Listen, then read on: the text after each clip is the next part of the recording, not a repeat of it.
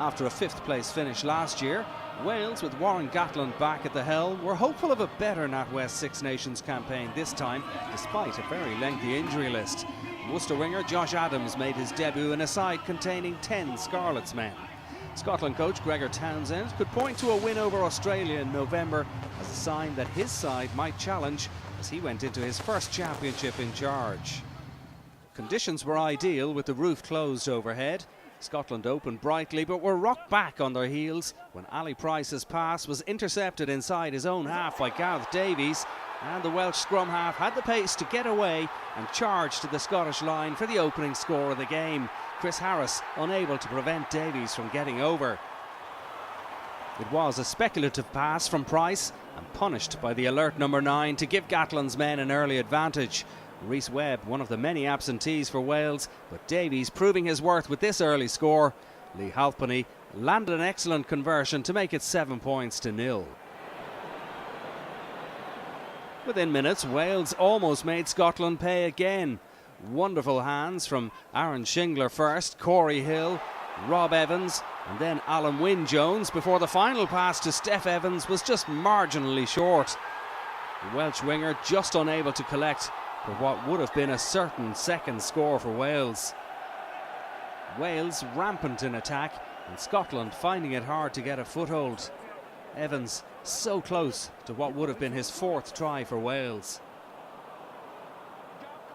However, the home supporters didn't have to wait long before they did have something to celebrate. Just 12 minutes in, Wales on the attack, and good work from Corey Hill to Scott Williams, who fed Halfpenny close to the line. The fullback, the 6th highest scorer of all time in the championship, was over for his first try in 5 years. A really well-worked score by the Welsh, who were looking to record a 9th successive home win over the Scots.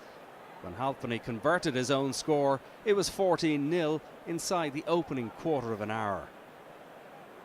There would be no further scoring in the first half, but Wales in control. Soon after the break, Wales extended their lead to 17 points. Scotland captain John Barclay was penalised by referee Pascal Gozer for going off his feet.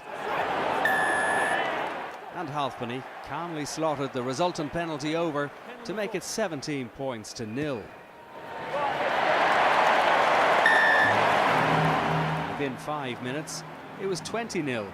The Scots penalised at the breakdown once more, and Halfpenny darted the kick straight over from distance.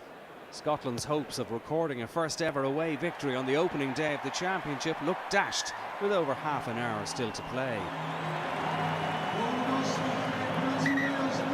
Just past the hour mark, Wales killed the contest and moved closer to a bonus point victory with a third 5-pointer. Having waited 5 years for an international try, Halfpenny got over for his 2nd of the game. Steph Evans can claim real credit for the wonderful flick pass which set Halfpenny up, and the fullback celebrated his 75th cap with another score. He maintained his 100% record with the boot to slot the conversion over for a 27-0 lead. 7 minutes from the end, the impressive Shingler, who was NatWest man of the match, made another break before the ball was swung out to Hadley Parks. He timed his pass to Steph Evans to perfection, and the flying winger literally became the flying winger to get over for a one-handed finish. His game time has been limited since a sending off against Ospreys in December, but Evans looked sharp with this wonderful finish. The TMO was called upon to confirm that the grounding was good. It was. And when it was converted, Wales had a 34 points to 0 lead.